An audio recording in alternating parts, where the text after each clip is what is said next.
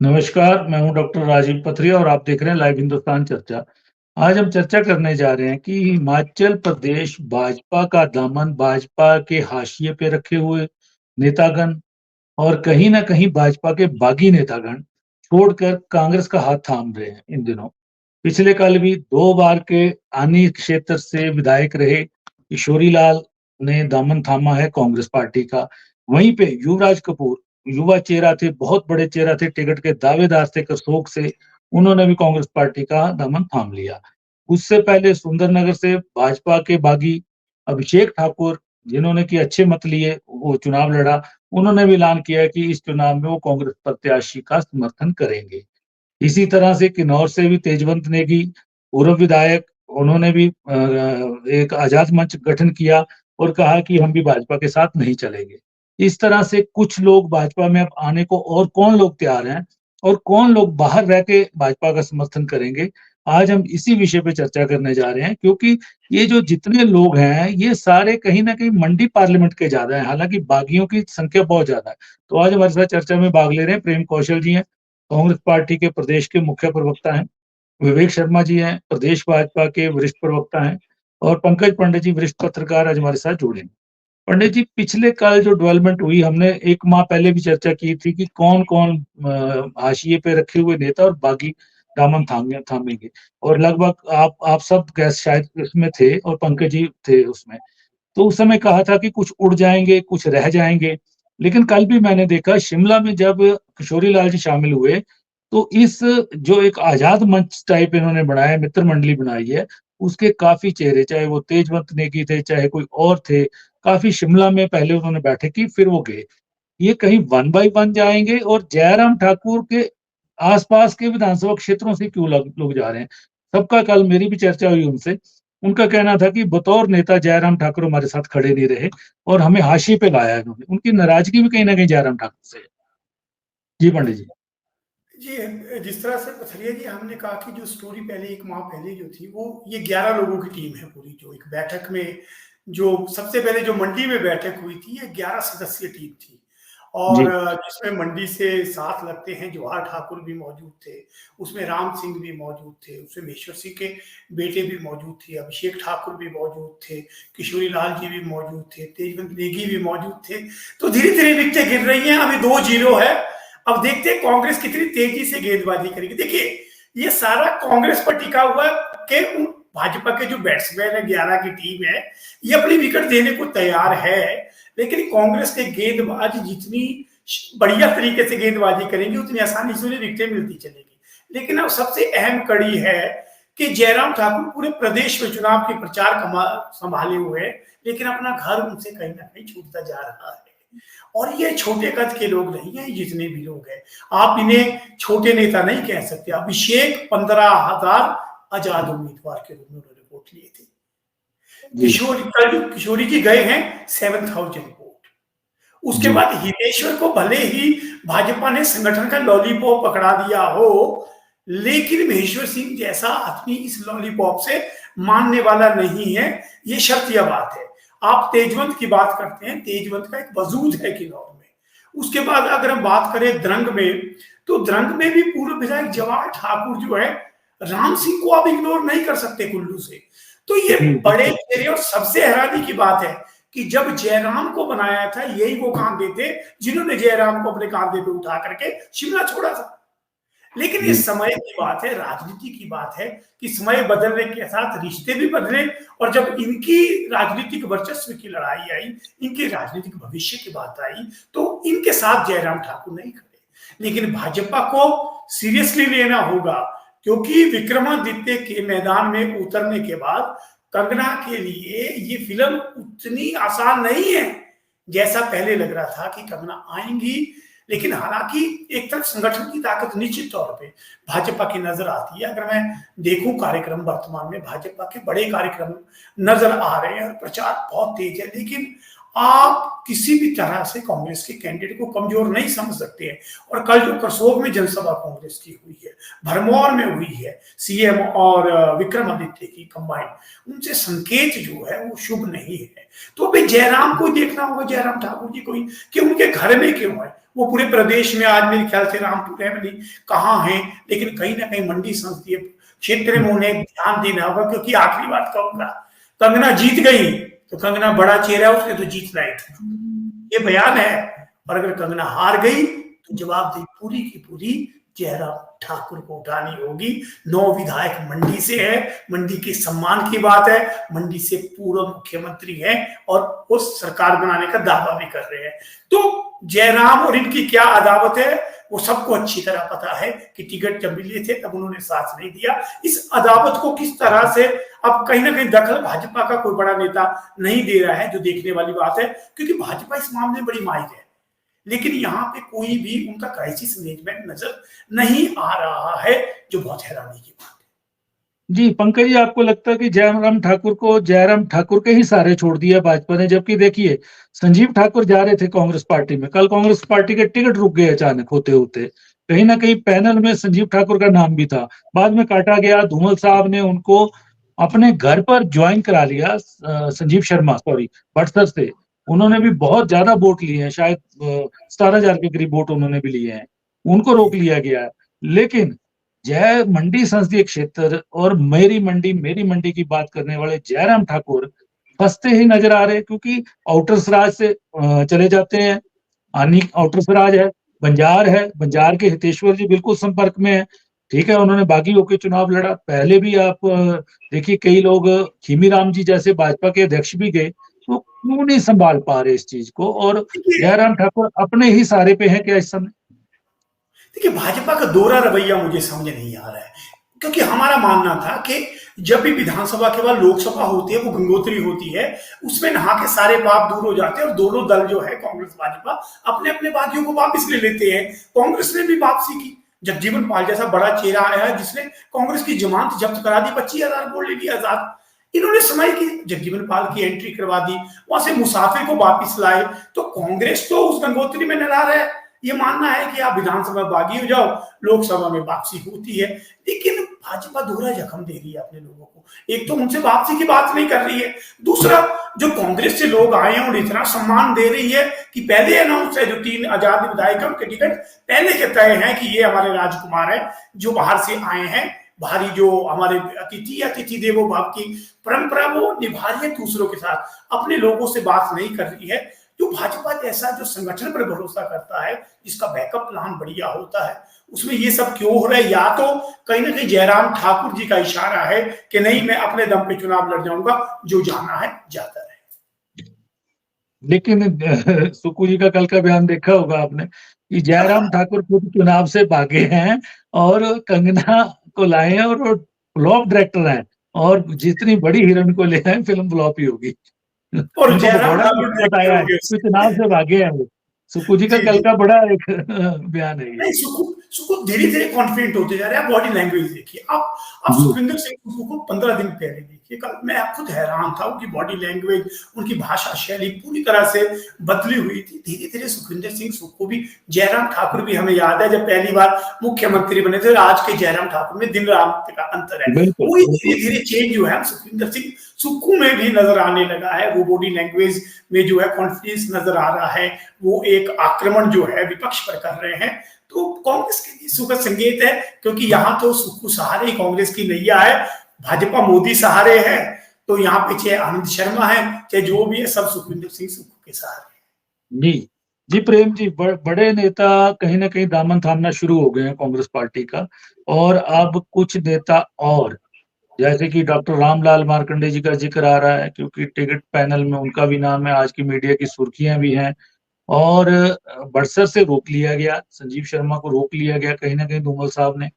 वहां पे राकेश चौधरी की भी चर्चा है।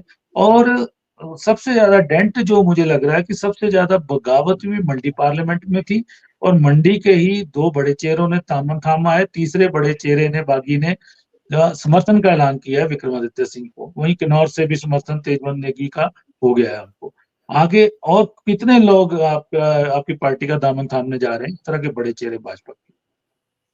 डॉक्टर साहब देखिए, जयराम ठाकुर अहंकार की राजनीति कर रहे हैं और इतना बल्क में जो भारतीय जनता पार्टी के नेता हैं, नाराज चल रहे हैं, निराश चल रहे हैं और बगावत कर रहे हैं, इसी से पता चलता है कि बहुत से जो नेता हिमाचल प्रदेश भाजपा के हैं, ये कोई मंडी संसदीय क्षेत्र की बात नहीं है। कमोबेश ये हालात पूरे हिमाचल प्रदेश में है। जयराम ठाकुर ने जिस अंदाज में राजनीति हिमाचल प्रदेश के अंदर मुख्यमंत्री रहते भी की और मुख्यमंत्री पद से हटने के बाद भी की, जिसमें बहुत से जो महत्वपूर्ण नेता भारतीय जनता पार्टी के हैं, सेकंड लाइन के कह लीजिए या किसी जमाने में वो फ्रंट के ऊपर खेलने वाले खिलाड़ी थे, उनको जिस तरीके से अपमानित किया गया, नजरअंदाज किया गया, निश्चित तौर पर उसका कहीं न कहीं तो जाके जो है वो लोग अपनी जो प्रतिक्रिया है वो करते हैं और चुनाव ही बेहतर समय होता है ऐसी प्रतिक्रिया करने का। और जयराम ठाकुर का तो मुझे ऐसा लगता है कि इनकी पार्टी ने भी इनको मिनिमाइज कर दिया है। वो मंडी से बाहर नहीं निकल रहे हैं। जो नए दुल्हे वो लेके गए हैं भारतीय जनता पार्टी में, उनके साथ कदम-ताल ज़रूर की इन्होंने जब वो वापिस टिकट वापिस आए अपने हिमाचल प्रदेश भारतीय जनता पार्टी की कैद से निकल के, तो उस वक़्त ज़रूर उनके साथ कदम-ताल करते नज़र आए, लेकिन उसके उपरांत वो मंडी में ही सीमित हो गए हैं और मंडी में ही इस तरीके से वो उलझ गए हैं कि जयराम ठाकुर मंडी से बाहर ही नहीं निकल पा रहे हैं। और हिमाचल प्रदेश में जो राजनीतिक घटनाक्रम हुए हैं, उनकी सीधी-सीधी ज़िम्मेदारी जो है, वो जयराम ठाकुर के ऊपर जा रही है। भारतीय जनता पार्टी में जिस प्रकार से कांग्रेस के विधायकों को ले जाया गया, भाजपा में शामिल किया गया और पंकज पंडित जी भी कह रहे थे कि बड़ा उनका सम्मान किया गया, उनको तो लॉलीपॉप है, नए-नए जब शादी होती है तो इसी तरह से जश्न मनाए जाते हैं। तो ये जो सम्मान का लॉलीपॉप दिया जा रहा है, ये ताज़ी-ताज़ी शादी हुई है तो इस वजह से ये सब चल रहा है।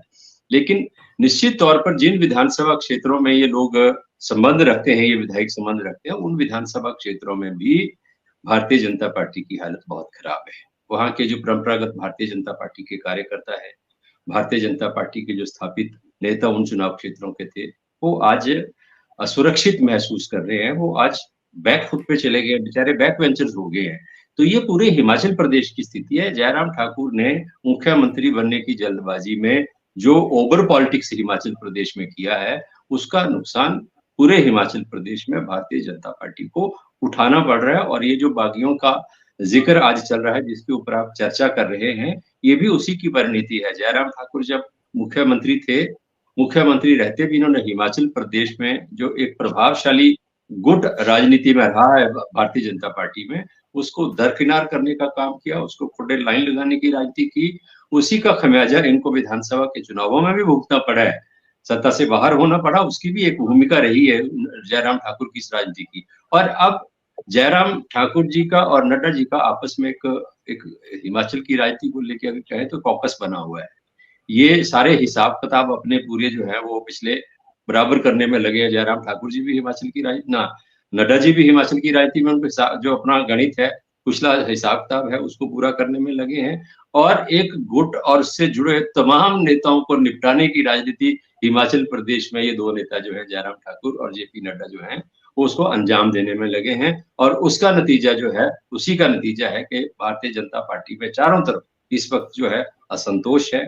भारतीय जनता पार्टी के बहुत से नेता जो है अपने आप को भारतीय जनता पार्टी में असुरक्षित महसूस कर रहे हैं, दम उनका घुट रहा है और इसी वजह से जो है वो भारतीय जनता पार्टी से वैसे देखा जाए तो लोग पार्टी को छोड़ के, विचारधारा को छोड़ के दूसरी तरफ जाते नहीं है। लेकिन अब स्थिति ऐसी आ गई है कि पानी शायद यहाँ तक पहुँच गया है, यहाँ से भी ऊपर चला गया है। तो भाजपा के बहुत से नेता जो हैं, निश्चित तौर पर कांग्रेस पार्टी का जो लीडरशिप है, उनके संपर्क में है, धीरे-धीरे आ रहे हैं, आगे भी बहुत से चेहरे आएँगे। आप देखेंगे लोकसभा इलेक्शन जैसे-जैसे आगे बढ़ेगा, भारतीय जनता पार्टी के पैरों तले से ज़मीन जो है खिसकती चली जाएगी। इनके सिर्फ खाली नारे-वारे रह जाएँगे। जयराम जी हवा-हवाई बातें करते रहेंगे और कंगना रनौत जी को लेके जो है चुनाव प्रचार में घूमते रहेंगे और पीछे से ज़मीन जो है वो साफ हो जाएगी। लेकिन प्रेम जी, जो और लोग भी आना चाहते हैं, ठीक है, कुछ लोग टिकट के लिए भी आना चाहते हैं और जिनके कारण टिकट भी रुके पड़े हैं आपके 3। तो अभी एक चेहरा संजीव शर्मा, तो कहीं न कहीं धूमल साहब का प्रभाव, आपने ठीक बोला कि प्रभावशाली गुट वही रहा है और आज भी उनका प्रभाव है। उन्होंने उनको तो रोक लिया। लेकिन बाकी लोगों को आप भी एंट्री में देरी क्यों करा रहे हैं? क्योंकि जहाँ तक मीडिया रिपोर्ट्स हैं, बहुत से लोग संपर्क में हैं आपके। आप भी क्या देख रहे हैं? क्या मापदंड क्या है आपके? देखिए, पहली बात तो है कि हम तो विचारधारा से जुड़े लोगों को ही आगे लाएँगे। अब आपने कहा धूमल साहब ने संजीव शर्मा को रोक लिया, कैप्टन अजीत को तो रोक नहीं पाए। तो ये बहुत कुछ है अंदर-अंदर की राजनीति में, बहुत कुछ चल रहा है, आप समझते हैं सारी चीज़ों को। आने वाले समय में देखिए क्या-क्या होता है और ये जो टिकटों की 3 टिकटों की आपने ज़िक्र किया कि इन्हीं वजह से कोई एक ज्वाइनिंग या किसी प बीजेपी से आने वाले को किसी को टिकट देना है, मेरा मुझे लगता है कि इस कारण से ये तो जो 3 टिकट हैं वो घोषित नहीं हुए। इसके पीछे जो है वो ज़्यादा एक्सरसाइज़ पार्टी इन चुनाव क्षेत्रों के प्रति बहुत गंभीर है और हर हालत में इन चुनाव क्षेत्रों में पार्टी जीत दर्ज करना चाहती है। तो कई तरह की एक्सरसाइज़ पार्टी जो है उसको अंजाम दे रही है और एक आधे दिन में ये सारे टिकट जो हैं वो फाइनल हो जाएँगे। भारतीय जनता पार्टी के लोग कांग्रेस में जो आना चाहते हैं उनका स्वागत है कार्यकर्ता के तौर पर और उनको भी एक कार्यकर्ता के तौर पर पूरा मान-सम्मान और इज़्ज़त जो है कांग्रेस पार्टी में मिलेगी। हम उस तरीके से नहीं इज़्ज़त-मान देते हैं जैसे भारतीय जनता पार्टी के लोग आज जो हमारे यहाँ से गए हैं उनको बड़े फूल-मालाएँ पहना रहे हैं, लेकिन बाद में हमारे वीरेंद्र चौधरी भी गए थे, हमारे प्रभारी होते थे हरियाणा से। लेकिन अभी दोबारा कांग्रेस में वापिस आए तो जलील होके, अपमानित होके फिर घर वापिस आना पड़ता है। तो इसलिए हम तो प्यार से, मोहब्बत से, इज़्ज़त, मान-सम्मान से जो भी आएगा उसको रखेंगे, यथासंभव स्थान होगा वो देंगे। लेकिन भारतीय जनता पार्टी का जो चाल-चरित्र और चेहरा रहा है वो यही रहा है कि इस्तेमाल करो, तो हमारे लोग तो वहाँ इस्तेमाल होने के लिए गए हैं। भारतीय जनता पार्टी से दुखी होकर जो लोग इधर आना चाहते हैं उनका स्वागत। जी, विवेक जी, लंबी चर्चा हो रही है, इसी पे पहले भी 1 माह पहले चर्चा हुई कि ये लोगों ने बैठक जब की थी उस समय और उसके परिणाम भी उसके बाद लगातार देखने को मिल रहे हैं कि बैठकें भी इकट्ठी हो रही हैं और अब 2 बार के विधायक का आना, कहीं न कहीं और साथ लगती जयराम ठाकुर जी की कंसिसराज के साथ लगता एरिया आनी।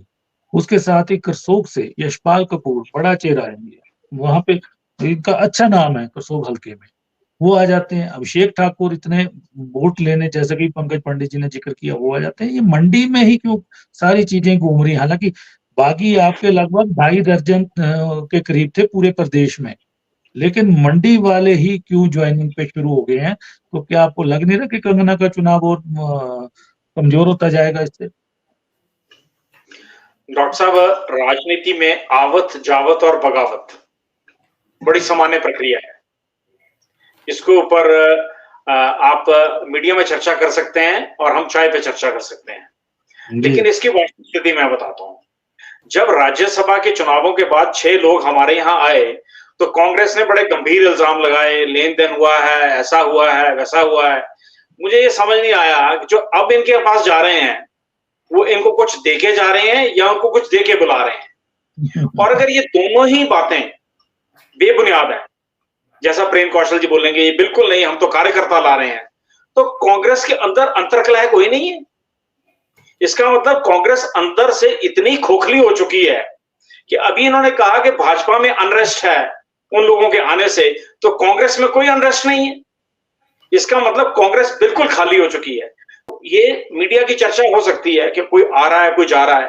भारतीय जनता पार्टी चुनाव लड़ती है स्थानीय स्तर के ऊपर, मुद्दों के ऊपर। प्रश्न ये है मंडी में कौन आ रहा है, कौन जा रहा है, कौन बैठ रहा है, कौन चर्चा कर रहा है, इससे ज्यादा इंपॉर्टेंट इशू मंडी की जनता के लिए क्या है। मंडी की जनता जानना चाहती है कि शिवधाम का क्या होगा, बिजली महादेव का क्या होगा, एयरपोर्ट का क्या होगा, सरदार पटेल यूनिवर्सिटी का क्या होगा, जो वहां पर लगभग 750 के करीब जो डीनोटिफिकेशन हुई हैं उनका क्या होगा। हमीरपुर में लोग जानना चाहते हैं कि रेलवे विस्तारीकरण का क्या होगा। वो जानना चाहते हैं कि सीमावर्ती क्षेत्रों से जो अपराधी आते हैं और कांग्रेस उनको संरक्षण देती है उसका क्या होगा। वो जानना चाहते हैं बल्क ट्रक पार्क का क्या होगा। वो जानना चाहते हैं कि वहां पर सेंट्रल यूनिवर्सिटी का क्या होगा। ये मुद्दे गौण करने के लिए कांग्रेस इस प्रकार के एजेंडे लेकर आ रही है। हकीकत यह है कि कांग्रेस के पास अंदर कुछ नहीं है, कांग्रेस बिल्कुल खाली है। मतलब Congress needs no damage, no control. दूसरों को कहते हैं कि जी उनके यहां हो जाएगा। थोड़े दिन पहले मुकेश अग्निहोत्री जी की एक स्टेटमेंट आई कि जो लोग आ रहे हैं, जो कांग्रेस से लोग आ रहे हैं, उससे भारतीय जनता पार्टी बड़ी चिंतित है। अभी प्रेम कौशल जी ने भी कहा कि वहां बड़ा अनरेस्ट है। तो भैया जो यहां से जा रहे हैं उनके यहां से कोई अनरेस्ट नहीं हो रहा आपके यहाँ, इसका मतलब आपके यहाँ संगठन ही नहीं है, उन्हीं लोगों के सहारे आपकी दुनिया चलेगी। ये बड़ी विचित्र स्थिति है, लेकिन जनता के लिए इन चीजों का कोई महत्व नहीं होता। और भारतीय जनता पार्टी संगठनात्मक दृष्टि से बड़ी स्ट्रांग है, और हमने तय किया है, यहां तक कि जिन व्यक्तियों ने हमारे अधिकृत प्रत्याशियों के विरोध में भी चुनाव लड़ा, हम उन्हें भी वापस नहीं लें। हमारा संगठनात्मक, हमारा प्रिंसिपल इशू है, हमने अडॉप्ट किया है, उसका जो नतीजा होगा we are ready to face the consequences. लेकिन सुनिए विवेक जी, आपका प्रिंसिपल डिसीजन आपके प्रदेशाध्यक्ष भी कह रहे हैं, लेकिन संजीव शर्मा ने आपके अधिकृत प्रत्याशी के खिलाफ, माया शर्मा के खिलाफ नहीं चुनाव लड़ा था, उनको कैसे ले लिया? आप हमेशा, आपकी पार्टी दोहरे मापदंड बनाती है, जो सुविधा के लिए थे उनको रोका गया है। रोकना नहीं गया है, दोबारा पार्टी में लिया गया है। फोटो है धूमल साहब का और बिंदल जी का उनके साथ, ये दोहरे मापदंड है। वो तो राकेश कालिया जी भी छोड़ के आ गए थे ना, अब वापस चले गए। नहीं, वो तो बोल रहे कि हमारा कोई मापदंड नहीं है, उन्होंने कोई मापदंड तय नहीं किया, आपके प्रदेशाध्यक्ष ने किया, ये आपके नेता प्रतिपक्ष ने किया है। उसके बावजूद जी, मुझे उत्तर देने का अवसर दे। जी, मापदंड तय क्यों नहीं कर पाती कांग्रेस? इसके पीछे की साइकोलॉजी क्या है? कांग्रेस में अंतर्विरोध क्यों नहीं होता? इसके पीछे की साइकोलॉजी क्या है? वास्तविकता यह है कि कांग्रेस अंदर से बिल्कुल खोखली है, बिल्कुल खोखली है, इनको कोई फर्क नहीं पड़ता। और जो प्रेम कौशल जी जिस दोराहे पे खड़े होकर के चिंता व्यक्त कर रहे हैं, ये इनका जो प्रेम उत्पन्न हुआ है भारतीय जनता पार्टी के प्रति, और जो ये भारतीय जनता पार्टी की कार्य पद्धति को लेकर के चिंतित है, उसका मैं स्वागत करता हूं। बहुत चिंतित है ये, और मुझे ये समझ नहीं आता कि कांग्रेस हमारी कार्य पद्धति को लेकर के इतनी चिंतित क्यों है। जो लोग हमें छोड़ के जा रहे हैं, हमें तो कोई चिंता नहीं है, क्योंकि हमारा कार्यकर्ता चुनाव लड़ रहा है। हमारे यहाँ प्रत्याशी चुनाव नहीं लड़ता, हमारे यहाँ बूथ का अध्यक्ष चुनाव लड़ता है, हमारे यहाँ पन्ना प्रमुख चुनाव लड़ता है। हमारा तो इतना माइक्रो लेवल पर ऑर्गेनाइजेशन सेटअप खड़ा है कि हम बड़े आश्वस्त हैं और हम बड़ी मात्रा में देंगे। और जो लोग गए हैं वो केवल और केवल, नहीं सुनिए, जो लोग गए हैं वो केवल और केवल टिकट के आश्वासन पे गए हैं और टिकट के दृष्टिकोण से गए हैं। उसके अलावा कौन सा आश्वासन हो गया? अभी कौन सा वहां उपचुनाव हो रहा है? अरे भाई, आप सरकार को आप 4 तारीख तो आने दीजिए। आपको किसने कह दिया कि प्रदेश में चुनाव नहीं हो रहा? आप नतीजे तो आने दीजिए 4 तारीख को। ये तो आप मान के चलिए कि अक्टूबर में चुनाव ड्यू है हिमाचल प्रदेश में। ये सारी उसकी मैनेजमेंट हो रही है, ये सबको पता है। जो जाने वाले हैं उनको भी पता है, जो ले रहे हैं उनको भी पता है, और जो भेज रहे हैं उनको भी पता है कि वहां क्या हो रहा है। और ये वो लोग गए हैं जो हमारे यहाँ टिकटार्थी थे, हमारे सिटिंग विधायक थे। अब आनी में हमारे सिटिंग विधायक हैं, उन्हें पता है किशोरी लाल जी को कि यहाँ कुछ दाल गलने वाली नहीं। युवराज बोस जी को, युवराज कपूर जी को पता है कि अभी यहाँ कोई दाल गलने वाली नहीं है। कैप्टन साहब को पता है कि दाल गलने वाली नहीं है। ये सब वो लोग हैं जो अति महत्वाकांक्षी हैं, और राजनीति में महत्वाकांक्षियों को सबसे पहले जनता उनका तिरस्कार करती है। राजनीतिक दल करे या ना करे वो अलग की बात है। और इस प्रकार से जिस प्रकार जो महत्वाकांक्षा उत्पन्न हुई है, इसका नतीजा आएगा। हमें इसमें कोई चिंता की बात नहीं है, ना हम लोकसभा में विचलित हैं, ना हम विधानसभा में विचलित हैं। विचलित कांग्रेस है, और कांग्रेस इसलिए विचलित है क्योंकि इनके पास अपने कार्यकर्ता नहीं है। अब ये कौशल से प्रश्न अगला उठाएंगे, ये बोलेंगे आपने 6 लिए, आपने 6 लोगों को बोलने दीजिए पहले। वो हमें राज्यसभा देकर आए हैं, राज्यसभा देकर आए हैं। मैं कौशल साहब जी के प्रश्न का उत्तर पहले देता हूँ, फिर बोलेंगे मैं बाद में पहले दे रहे हैं जी। कौशल जी, मुझे पता है कि इनके हृदय में क्या, हृदय परिवर्तन इनका कैसे हो रहा है, मुझे जानकारी है। तो वो राज्यसभा में हमारे प्रत्याशी को मत देकर आए हैं, उसके सम्मान पूर्वक हमने उनको टिकट दिया है, और वो जीतेंगे, और उन्हें हमारा ही संगठन जिता रहा है। आप चिंता मत करिए, मंडल अध्यक्ष भी हमारे हैं, बूथ अध्यक्ष भी हमारे हैं, चुनाव चिन्ह भी हमारे हैं, और वो प्रत्याशी भी हमारे हैं। हम विश्वस्त हैं, बिल्कुल विश्वस्त हैं। चलिए, कांग्रेस खोखली पार्टी है, इनका कहना है, और अक्टूबर में चुनाव हो जाएंगे। डॉक्टर साहब मैं बोल सकता हूँ, बड़ी विवेक जी बड़े अच्छे प्रवक्ता है बीजेपी के। नहीं, बहुत अच्छा बोलते हैं, शब्दों का माया जाल बहुत अच्छा। फंस गए यार, थोड़े फंस गए, अपनी बात में फंस गए। उन्होंने कहा कि महत्वाकांक्षी लोग हैं वो जो कांग्रेस पार्टी में आ रहे हैं। अरे भैया, कांग्रेस से जो आपके यहाँ गए हैं वो अपनी महत्वाकांक्षा त्याग करके गए हैं, वो महत्वाकांक्षी नहीं है।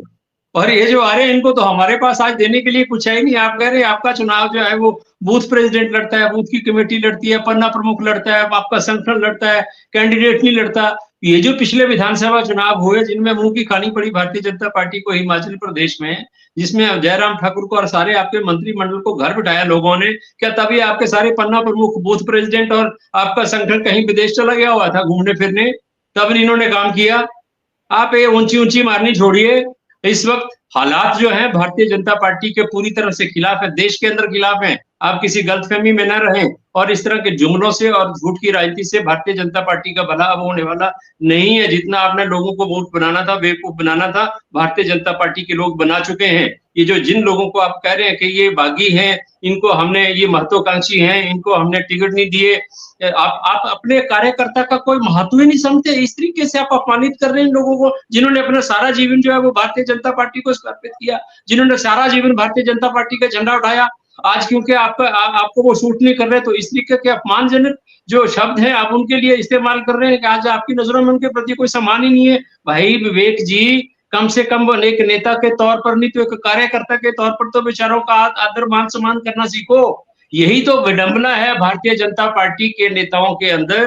भारतीय जनता पार्टी की कार्यशैली में इतना अहंकार आ चुका है, इतना तानाशाही आ चुकी है कि इनको कुछ अपने जो टॉप लीडरशिप है उनके अलावा इनको कुछ नजर ही नहीं आता है। इनके कार्यकर्ता की इनके आगे कोई वैल्यू नहीं है। इनके जो नेता देखिए पूर्व विधायक है जिन्होंने अपना सारा जीवन, जिन लोगों का आपने जिक्र किया है, सारा जीवन भारतीय जनता पार्टी को दिया जिन लोगों ने, और आज उनके प्रति इस तरह की भावना व्यक्त कर रहे हैं। मुझे बड़ा विवेक जी दुख है। आप एक अच्छे वक्ता है, अच्छी सोच रखने वाले जो भारतीय जनता पार्टी के चंद प्रवक्ता हैं उनमें से आप हैं, मैं आपका सम्मान करता हूं, लेकिन कम से कम अपने कार्यकर्ताओं को और अपने नेताओं को इस तरीके से अपमानित ना करें आप। जी विवेक जी, मैं जोड़ना चाह रहा हूं उनकी बात में ही। जब आप उपचुनाव हुए थे 3 विधानसभा क्षेत्रों के और 1 लोकसभा क्षेत्र का, उस समय जब आपकी हार हुई, भाजपा की हार हुई, तो आपके बड़े नेता ये कहते थे और उनमें कैबिनेट में शामिल लोग भी ये कहते थे कि यार ये पन्ना प्रमुख के कहीं कागजी काम लग रहा है हमें, तो अगर इतना बड़ा हमारा संगठन होता तो हम तो हार ही नहीं सकते थे। उसके बाद विधानसभा चुनाव होते हैं, ये ठीक कह रहे हैं कि आपके पन्ना प्रमुख, आपका संगठन कहाँ चला गया फिर? अगर इतना मजबूत संगठन है तो फिर हार क्यों होती है? अगर कांग्रेस रोक लिया तो वो सत्ता में क्यों आती है? चलिए भैया एक सवाल मेरा भी ऐड कर लें विवेक जी कि पहले जयराम जी आप तय कर दें कि 4 जून को सरकार बदल रही है या अक्टूबर को बदल रही है? जयराम जी 4 को कह रहे हैं, अक्टूबर को कह रहे हैं। इनके इस बात का जवाब देना भूल गया। मैं सिर्फ इतना जोड़ना चाहता हूँ विवेक जी, गौर से सुनिएगा और नोट करिएगा कागज में नगर है तो। 4 जून की आप बात कर रहे हैं, एक तो देखिए इससे भी भारतीय जनता पार्टी का कितना अहंकार झलकता है कि इनको लगता है कि इन्होंने पहले नतीजे निकाल दिए, लोगों ने वोट अभी डालने हैं, लेकिन इन्होंने चुनावों को नतीजे पहले निकाल दिए हैं, पहले मान के चल रहे हैं कि हम ही जीतेंगे। यही तो है, यही तो मैं कह रहा हूँ, अहंकार से ग्रस्त है भाजपा। और सुनिए, मैंने कहा विवेक जी पेन और कागज निकालिए, नोट करिए कि 4 जून को जब नतीजे आएंगे, सुनिए 4 जून को जब नतीजे आएंगे, भारतीय जनता पार्टी को 33,000 वोल्ट का करंट लगेगा और जयराम ठाकुर जो मुख्यमंत्री बनने के सपने देख रहे हैं, मैं बिल्कुल जिम्मेदारी से कह रहा हूं कि वो नेता प्रतिपक्ष की कुर्सी से भी चले जाएंगे इन चुनाव नतीजों के बाद। प्रेम कौशल जी, जो आपने भेजे उन्हें, वो आपके संगठन के व्यक्ति नहीं थे। जब तक तो आपके साथ थे तब तक वो सामान्य विधायक थे। जब वो उन्होंने आपकी कारगुजारी को उजागर किया तो आपने कहा कि जी वो तो उनकी खरीदो फरोख्त हो गई। हमने इल्जाम ये नहीं लगाया जो छोड़ के गए हमें क्या वो उनके ऊपर खरीदो फरोख्त हुई है। चले गए और रहा जो डॉक्टर पथरिया जी उस समय भी थे और संगठन उस समय भी था। मैं आपको बताऊं, कांग्रेस ने उस समय जो अफवाहें फैलाई, जो आज माननीय मुख्यमंत्री जी को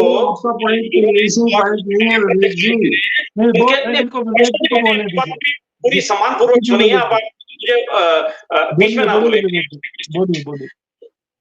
जो स्क्रिप्ट उस समय इनके माननीय वर्तमान स्वास्थ्य मंत्री और धनीराम शांडिल जी ने 1500 की गारंटियों से लिखनी शुरू की थी, और वो जो झूठी गारंटियों का जो प्रचार प्रसार किया उसकी बदौलत आ गए। और उसमें इन्होंने प्रियंका गांधी को भी खड़ा कर दिया था कि पहली कैबिनेट में ये हो जाएगा, पहली कैबिनेट में ये हो जाएगा। ये उसका परिणाम था। वो अब हो तो गया, अब तो हो गया, वो अब तो नोटिफाई हो गया, पैसे मिलने भी शुरू हो गए कुछ जगह पे। सवाल जो पंकज जी ने खड़ा किया साहब, ऐसा है कि सरकार तो ये 4 के बाद ही चली जाएगी, लेकिन चुनाव नहीं होंगे 4 के बाद। उसके लिए इलेक्शन कमीशन और सारी व्यवस्थाओं को समय लगता है। हरियाणा के चुनाव हैं, साथ ही जुड़े और साथ ही हो जाएंगे। आप निश्चिंत रहिए, अक्टूबर के साथ इनकी लुटिया डुबना तय है। 4 तारीख शाम की चर्चा में के बाद कांग्रेसी माल रोड पर ये इल्जाम लगाते फिरेंगे कि उसने उसको हरवा दिया और उसने उसको हरवा दिया। इनकी भीतर की राजनीति की पूरी स्क्रिप्ट हमारे पास है। इनकी हालत क्या है हम बड़ी अच्छी तरह जानते हैं कांग्रेसियों की। ये चाय पर चर्चा करते हैं, चुस्कियां लेते हैं और एक दूसरे के ऊपर इल्जाम लगाते हैं, ये सुनिश्चित है। और हमें तो ये भी पता है कि किस विधायक के ऊपर क्या इल्जाम लगने वाला है। वो निश्चिंत रहिए, सारी बातें हैं। लेकिन प्रेम कौशल जी, ऐसा है संगठनात्मक चर्चा में कांग्रेस को नहीं उलझना चाहिए, क्योंकि कांग्रेस तो संगठन है ही नहीं। वो तो एक किस्म say that is one gang. एक व्यक्ति का है, दूसरा गैंग दूसरे व्यक्ति का है। तो जो गैंग वॉर्स करने वाले हो उन्हें ऑर्गेनाइजेशन अब भारतीय जनता पार्टी राजनीतिक दल तो रहा है नहीं, अब तो लुटेरों का, चोरों का, दल बदलुओं का, भ्रष्ट लोगों का गिरोह बन गई है ये। छोड़िए